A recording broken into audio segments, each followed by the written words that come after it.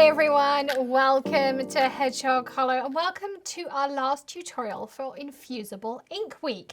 Now today I'm going to be showing you one of my favorite techniques I've done with sublimation ink in the past, and I guess I'm kind of taking a wild card to do it in a video because I haven't tried this out with Cricut's Infusible Ink, but I've cut everything ready to go, and I showed you earlier in the week a bag that I'd done using this same technique. So we're going to be using glitter iron-on from Cricut, the Cricut tote bag blank, and then infusible ink sheets. And I've cut this really cool mandala. So let's get going.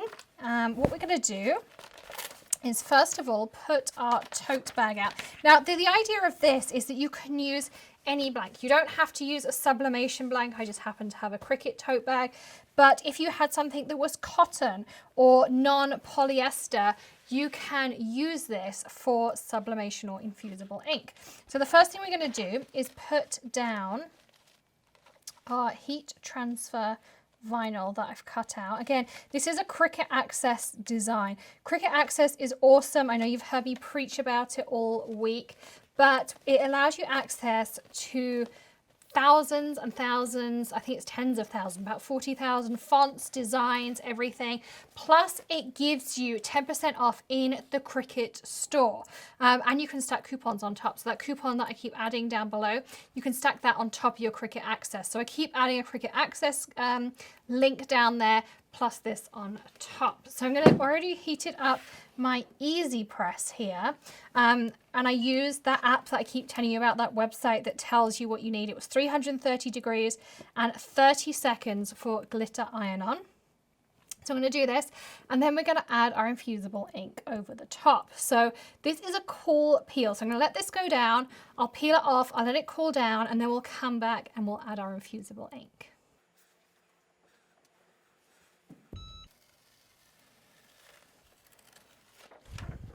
All right, so for the next part of this process, we're going to add on our infusible ink.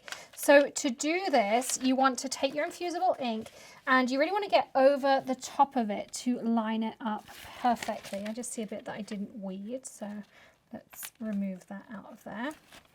So make sure you've done all your weeding. And infusible ink is super easy to weed. It really does pop out nice and easily. So we just want to go over the top like this.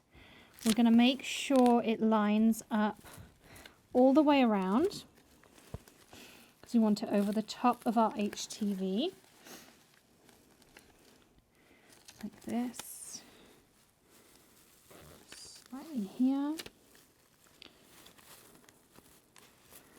So you want to be as precise as you can be. There's a couple of bits I can't quite get in the right place, but I think that's as good as I'm going to get it. So I mean, in this case, the infusible ink is going to adhere to everything because I'm on a polyester base. If you had a cotton base or something that didn't have polyester in it, it's only going to adhere to the glitter HTV.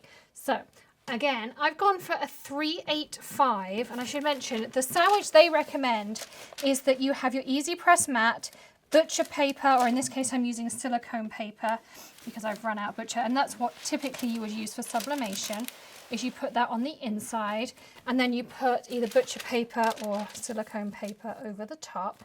And for those of you who watched earlier in the week, you'll know that I have a boo-boo on this mat, so I always put a piece of butcher paper over the top of that. And I worked out, if you saw when I was lifting my HTV up, it didn't quite go right because I had my heat over the straps. So if you put your EasyPress this way, which you'll see I'll do in a second, you get better overall heat. So that's what I'm going to do. And I've gone for 385, which is what's recommended for the transfer sheet for this one on the tote bag, and 40 seconds. And I might leave it there just slightly longer, but we'll see how we get on. So let's do our countdown.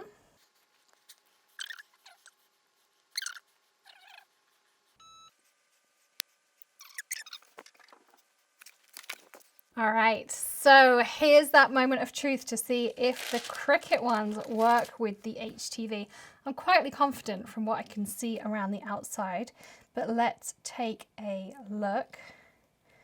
Oh my goodness, look at that. We have glittery leopard print. I just think that is so cool. Isn't that just awesome? So what it's done is it's adhered itself to that HTV. So you now have glittery Infusible Ink transfer sheets. And these were all Cricut supplies, so it all goes together perfectly. But how cool is that? So you can take any of your transfer sheets and you can apply them to glitter iron-on from Cricut because it has that polyester in it. So it's super, super cool.